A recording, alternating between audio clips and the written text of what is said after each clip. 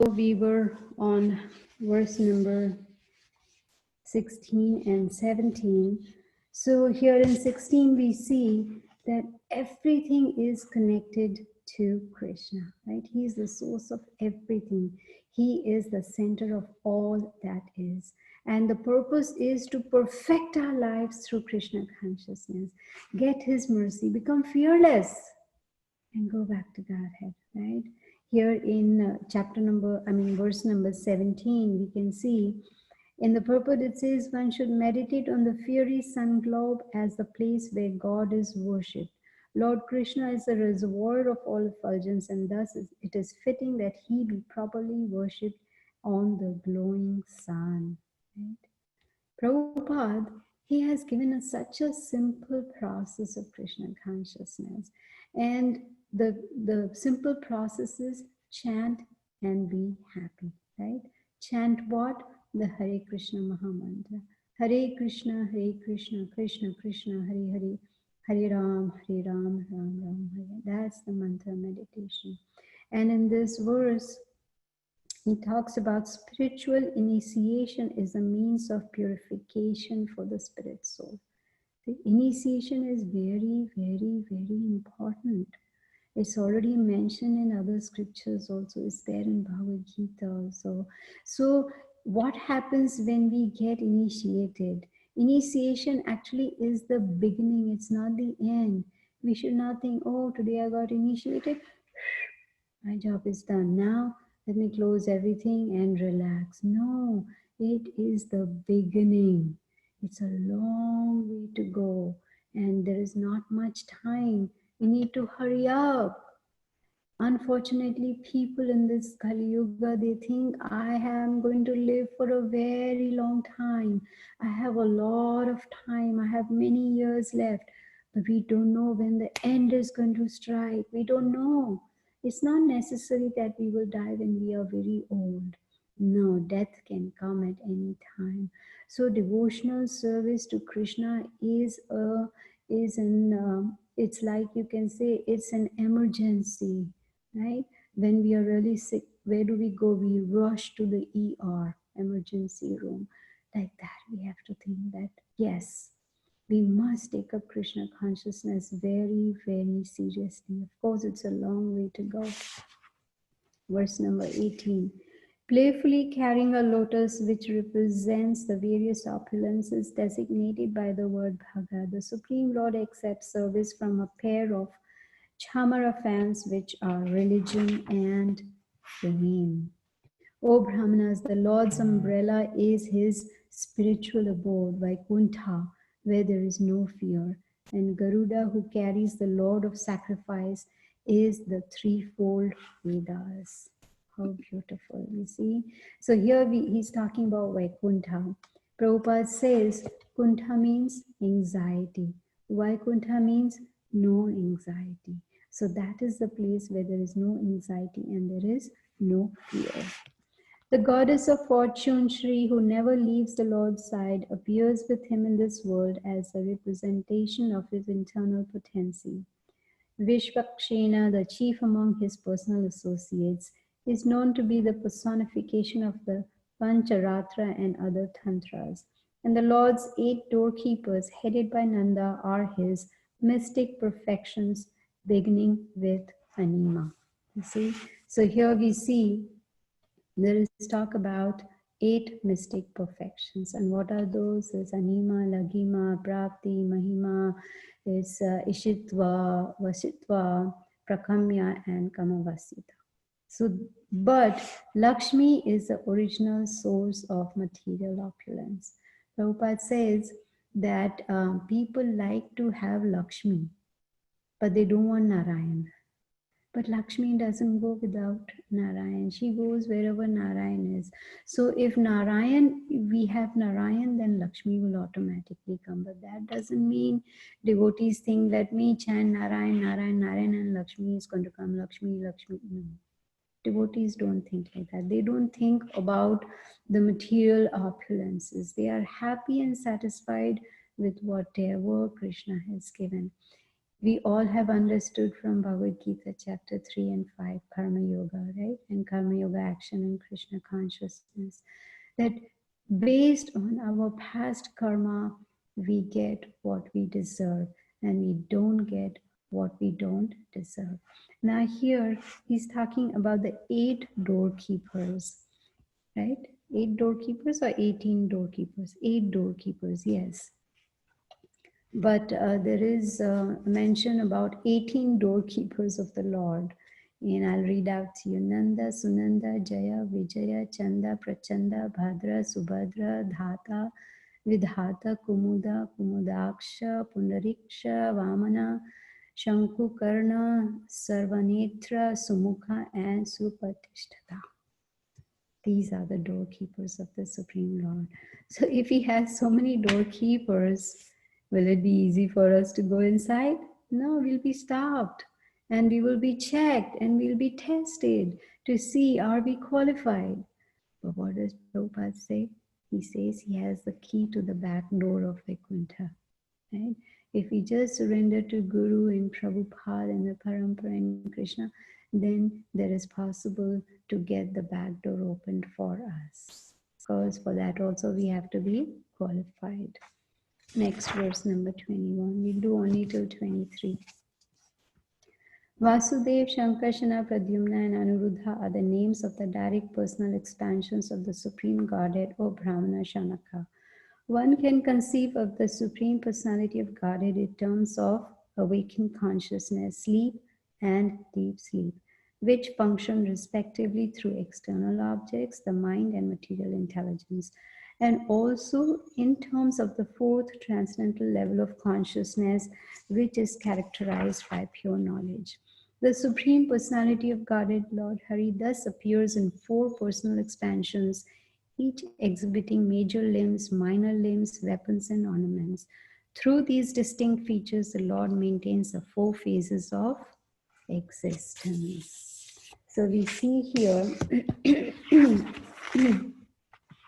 that there is, of course, there's going to be more knowledge about the Mahapurusha. There'll be more knowledge about Lord Sri Krishna. But it's important to understand that the purpose of the Vedas, the purpose of the Bhagavad Gita, like Krishna tells to Arjuna in Bhagavad Gita chapter 15, Vedescha sarver aham eva vedeyo vedanta krit vedavid eva chaham. He says, I am the compiler of the Vedas, and from the Vedas I am to be known. That is the purpose. The purpose of Bhagavad Gita and Srimad Bhagavatam is to understand the easy process of Krishna consciousness. Prabhupada says that Krishna has given us this boat, this body is a boat. And so that we can cross over this material ocean. It's a perfect boat, right? And see how perfectly Krishna has made it. Imagine if Krishna had complicated this body. For instance, if it was like my left arm was blood group A, left arm was blood group B, my legs were blood group O, and then of course, it is not difficult to suck blood. We are expert in sucking blood of people, right? That is inherent in us. We know we are. But what about transfusion? When we need blood, the doctor will be confused. Which blood group from where do I give? Right? Krishna has made it simple, easy. The whole body, one blood group, whether it's A, B, O, I don't even know what are those blood groups. But the idea is that he has made this very perfect body, right? He has placed every organ in a particular correct way. And it's all working perfect. No, it's not working perfectly. We do need spare parts sometimes. When you grow old, you wish there was a store, where you could buy some spare parts. But no. So, but whatever he is given, this body is to be used as a boat to cross over this material ocean. But guess what is the culprit? Culprit is laziness, right? Today is Saturday. Today kitchen is closed. Let's go out and eat. Restaurant. Yummy, yummy food. Right? No cooking today. Do we ever say, today is Saturday, I'm not going to breathe and I'm not going to eat? No, we don't do that. We eat. We eat more on weekends because it's holiday, right? And what do we need to do? Eat and sleep. If you eat too much, Prabhupada says what happens? Immediately we want to sleep. Why? Because we have eaten more than necessary, right? If we chant 17 rounds one day, we'll say, one extra round I did today. I am so tired. I need some rest. One extra round, right? We need to chant more. Chant more and more and more. If we chant more, it's not going to take us to ICU. No, it is just going to help us. The more we chant, the more we get closer to Krishna, right? Yes, if we eat too much, it can lead us to ICU because, the whole, body will be like, oh, excuse me, you're putting too much in my body, right? But unfortunately, besides laziness, there's too much attachment to the family, too much attachment to this material world, material possessions, and sometimes the country also, right? Talking about attachment, we've heard this very nice story about Lord Indra, who was cursed to become a hog. He was happy as a hog. King of heaven Indra, with opulences, apsaras, and feast every day, with parijat tree in his kingdom, everything. But still now he is happy as a hog. He is very happy with his wife and children, right? So, but he doesn't want to go back. His course time is finished, but still he doesn't want to go back. Brahma has to come down and say, excuse me, Mr. King of Heaven, time to go. He says, no, no, no, I promised my wife I'll take her to the mall. How can I come now? I promised my children I'm going to take them for a movie. I cannot come. Of course, right now, the children are stuck here at home because of COVID-19, can't go anywhere, can't do anything. But once the lockdown is lifted, once the virus is, kind of settled, I have to take her to the mall. She needs to do some shopping. I need to take my children to Whitewater. No, Brahma says, what can I do? How to make you understand? He had to kill his wife, his children. And then Lord Indra came to his senses. Oh, yes, I am Lord Indra. And he went back to the heaven. We don't want to do that. We don't want to wait for Sudarshan Chakra to strike on us, right? We are so very fortunate, right? We are so fortunate that we have been introduced to Krishna consciousness thanks to Srila Prabhupada, that we have access to the beautiful translations and purpose of Srila Prabhupada so we can understand. See, where do the hogs live? They live in gutters, in muddy waters, which is fully soaked, right? It is called kichad. We call it kichad in Hindi, right? So supposing I fall down in that kichad, in that muddy, dirty water, what will happen? Besides my clothes, even my body will get drenched in that. But if I say, oh, you know what? My clothes have become dirty. Let me go to a store, buy new clothes and change them. Is that sufficient? No, I need to remove kichad from my body as well. I have to remove all that dirt. I have to purify myself by showering. So just like changing clothes is like changing bodies. Just changing bodies is not sufficient. We need to purify our hearts. We need to remove the covering from the soul. What does Bhagavad Gita say? The embodied soul. That means we have been covered by this body. We need to get rid of this body and the spirit soul completely. It is already pure, but because it is contaminated in this material world, we need to remove that contamination. And that purifying process is attentive chanting. We have to chant attentively. Only when we chant attentively, then only that we will be able to purify ourselves. So we need to take advantage of this human body. And for that, we need utsaha, nishchaya, dharya. Dharya means tolerance. We have to tolerate the onslaughts. We have to tolerate. What does Prabhupada explain? The different miseries, 7 miseries: birth, disease, old age, death, miseries caused by body and mind, miseries caused by other living entities, miseries caused by material nature. We have to tolerate all these onslaughts, right? Then only we will be able to progress spiritually, right? So it's very, very important that we take to Krishna consciousness very seriously. So I'm going to stop here. We have 10 minutes for any questions or comments. Mataji, Hare Krishna. Mataji, we were listening to the lecture of Amrendra Prabhu, and he mentioned about he mentioned about the significance, just this word, the significance. People should know the significance of different body parts of Krishna and why he is wearing, what implies the morpang and why does he wear it. Do you know the meaning? I don't know that. What do you mean? Do you know the meaning? Like he mentioned that why he's wearing morpang, what is the story behind it and what it signifies. That's why I was asking. Oh, you are asking if I know the story behind it? Yeah, because I don't know about No, I don't know the story. I just know that Krishna loves Morpunk.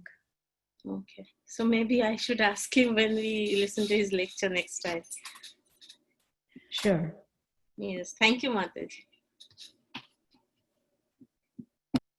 A quick question. So, in I think Canto 3, Mahapurusha's, the whole description of Mahapurusha is explained. And now in again Canto 12, it is explained in maybe in a different form. Is there a significance why in Bhagavatam that Mahapurusha has been explained multiple times? Yes, just like we see in Bhagavad Gita also there's repetition because Prabhupada says that we have a tendency to forget. So Krishna has to repeat it a couple of times. But also if you notice that the description now is little different from what we learned in Canto 3, it's because I can give you an example like a student is in first grade, right, is learning 2 plus 2 equals 4, right?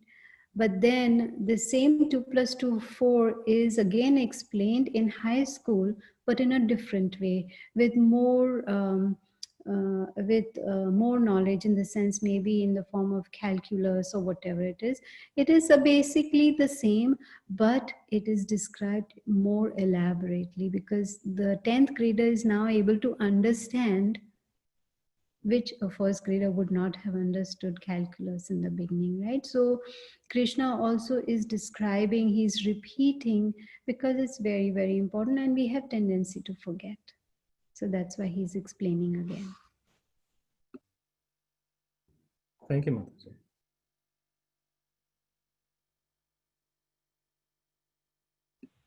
So if there's no more questions.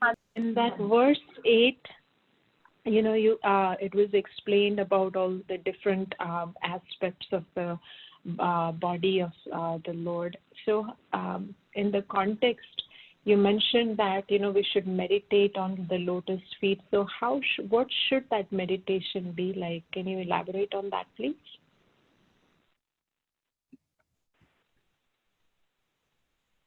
That's a tough question.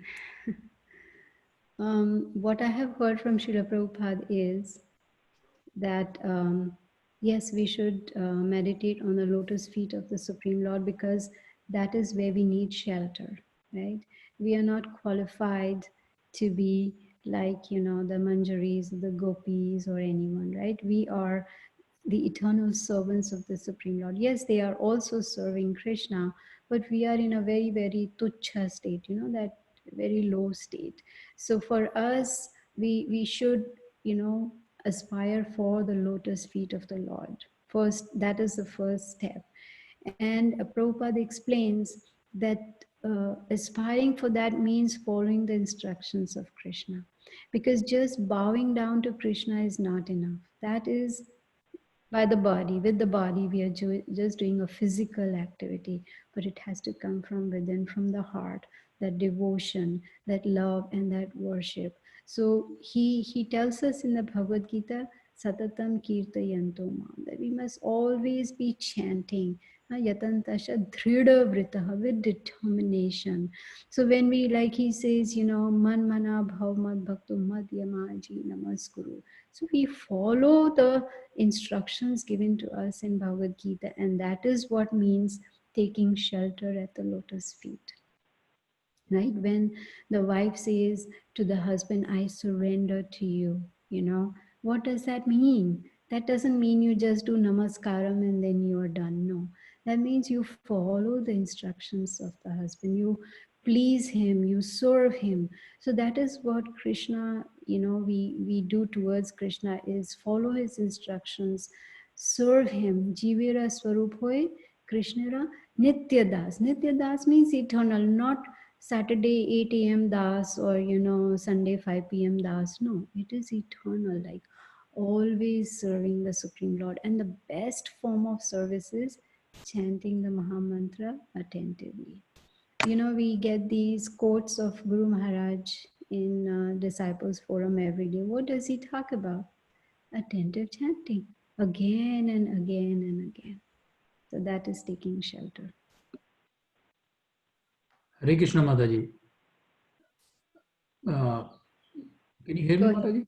Yes, Yeah. yes. Mataji, just a comment on the lotus feet. That focus on the lotus feet, what my understanding is, what we learn in Alachua also, if you see the lotus feet, it has a lot of the signs also, right? Under the Krishna's feet and the Radharani. We completely understood, I think a couple of hours of that one.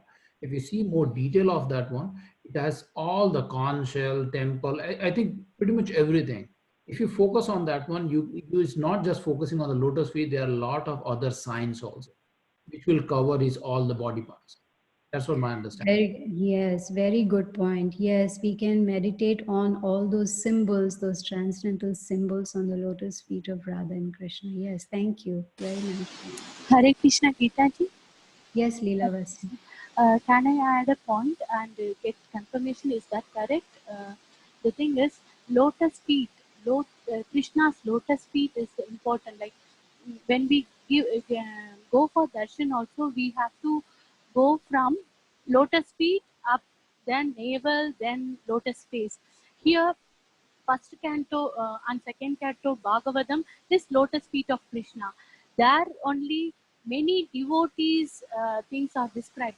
Lotus feet is the place where the devotees resides. So for us to reach Krishna is far. He is far. Our Guru Maharaj, spiritual master, he is residing. Prabhupada here is residing in the lotus feet. So when we catch hold of him, as by instruction, as by his Sankirtan movement, all those things, we can, is like expressway to go to Krishna. That is my understanding. Is that correct, Geeta ji? Yes, very beautiful, very beautiful. Now that you said, I remember reading that first and second canto are the lotus feet of Krishna, where there is a description of the pastimes of Krishna's devotees. Very beautiful point. Thank you so much, Leela Vasini. So Prema Manjari, you see that this is also a very important point, that we hold on to the lotus feet of Krishna means we are also holding on to our spiritual master. Very beautiful explanation, Mataji. Hare Krishna. I have one comment, Mataji. This is Amrita Gaurangi.